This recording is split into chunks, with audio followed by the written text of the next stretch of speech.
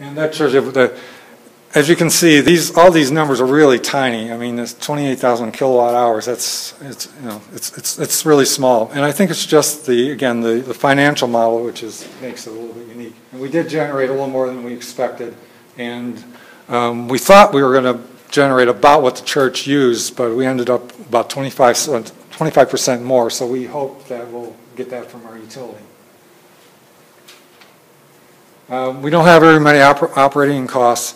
We're all doing it basically as a volunteer basis. So except for instance, I'm an investor. I'll make back what I'm going to get as a profit from the sources I just told you about, the 4 sources. But none of the people in our group, and some of us have spent a lot of time, have made any money from this. We don't get 3% or 5% because we're kind of organizing this. That would probably be a good thing, but I don't even know if we'd be able to make a profit, because the profit margin here is really pretty slim. We sold some SRECs first year. We had 28. We only sold 7 because the market, after we sold the first 7, after the first 3-month period, the market began to drop. So we think it's going to go back up in the spring, because the SREC market in Maryland is going to be closed off to anybody except Maryland generators. So we think the price will go back up, and then we're going to sell them at that time.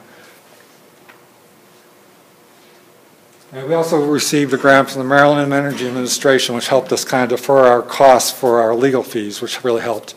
We also got a grant, and I don't think I've shown it here. We got a grant from the Biological Physical Society of the American Biological Physical Society, and they gave us a grant for about $10,000. And they did that because they just thought what we were doing is a good thing.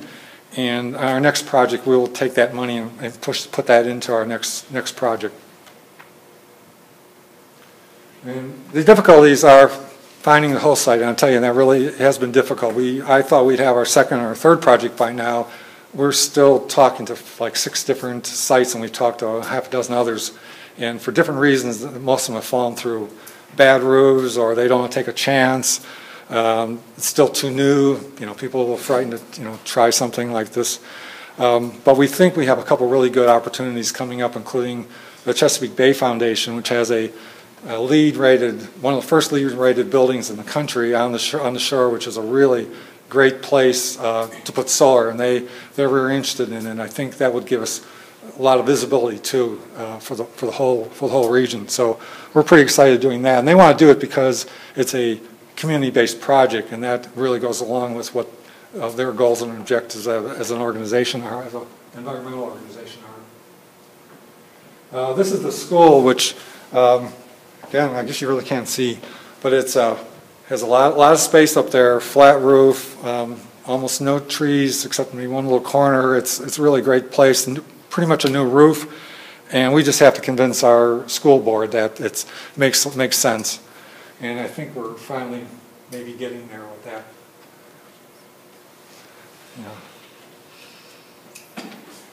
This is another site which we were talking to again, and it's also a fairly small site. It's got a green roof that runs all along here, and they have straw bale construction. The problem is they don't have a lot of support up here because it's a 2-story space, and they have something going on internally. So we're only going to probably be able to put about 20 kilowatts here. So again, it's really tiny, but I think the more important thing is we're kind of getting the idea out to a lot of people in the community, and people are saying, oh yeah, we really can do this. So I think that's why it's important. And it will create jobs, local jobs. So I mean, I think that's a given. Things that aren't shipped off offshore.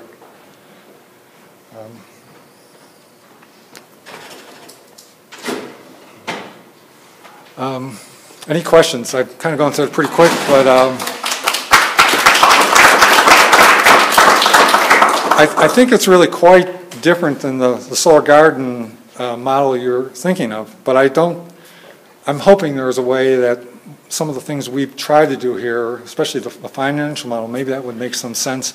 We hope to actually start doing to get a solar garden legislation started. And when I go back to Maryland in the next couple of weeks, we're supposed to be meeting with several of our state senators, a state senator and one or two House delegates. They meet every 90 days beginning in January each year. That's the legislative period. They go on for 3 months and then they're off for 9 months. We're hoping to have a bill introduced based on your law and maybe things you've learned and maybe some other laws. And we're working with both Solar and the IREC people. And we think we'd like to craft some kind of legislation that we could then maybe get something going in the state of Maryland. And I'm here today to really learn more about just what Solar Gardens is all about. So I'll probably learn more than I'm sharing with you this morning or this afternoon. Question? Go ahead. Can you show the last slide, I think? Thank you. Oh, okay. I'm sorry.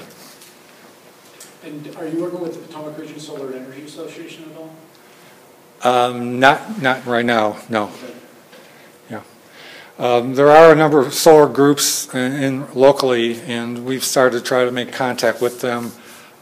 There is a national solar group, and there is like the Potomac Region group. IREC is great. That's the best knowledgeable. But locally, Yeah. it's an ACES chapter. ACES headquarters is located here in Boulder. Mm-hmm. So just to see it as a bunch of grassroots people that might help. Right. Okay. That's a good idea. Yes. Thank you for this presentation, David. Thanks for coming to Colorado. I am trying mightily to break down the cultural divides between, and some of the political divides that have arisen about renewable energy, climate change, all of that. And I was wondering if you, like with this church congregation, did you appeal to stewardship of the earth and all that, or?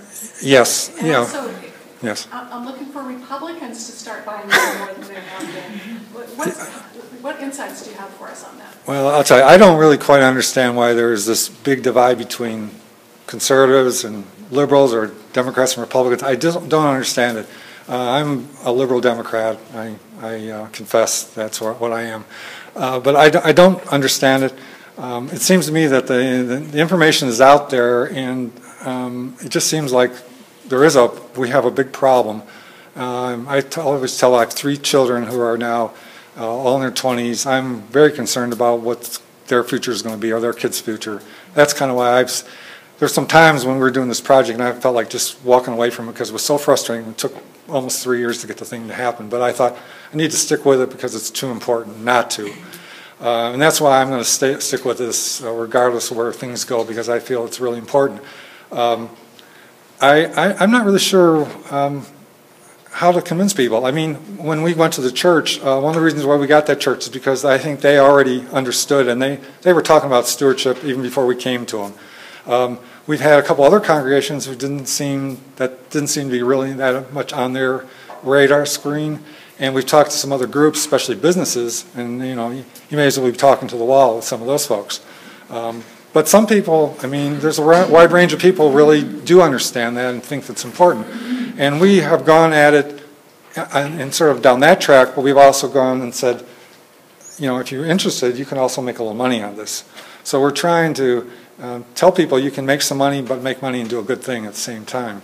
And it doesn't have to be separate. It can be together. Mm-hmm. Yeah. Thank you. Sure. So is that the motivation was purely stewardship? The church?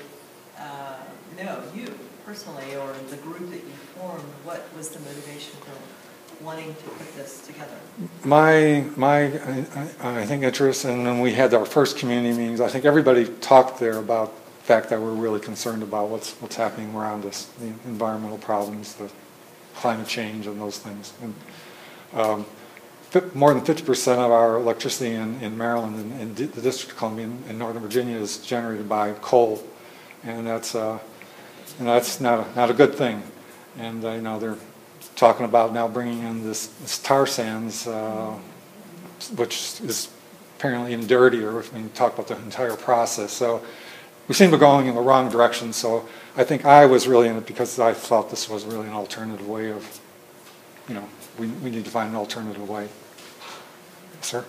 Yeah, 2 questions. One is, when you said you plan to get the money returned in 60 7 years, that's not a bad rate of return. Yeah, So you're just making a reasonable profit. yeah. The other part, on your screen, about halfway through, you were selling something for $350. What was that? Oh, SRECs are solar energy renewable credits. Each state, or not all states, but a lot of states have now require under law, and they will go to your Public Service Commission and state that the utilities in that state are required to pay any generator of clean electricity. They have to pay them so much per 1,000 kilowatt hours. So we're in this actually it's kind of complicated, and the amount actually falls off over the number of years, but initially right now they're trying to get more solar and other wind energy into the mix, so they're making available a certain amount of money for those people who are doing those things. So we are eligible for that. We created 28,000 kilowatts, so that's 28 solar RECs, and we're, depending on what the market is any one time, we will get that money, and that helps actually make this thing work.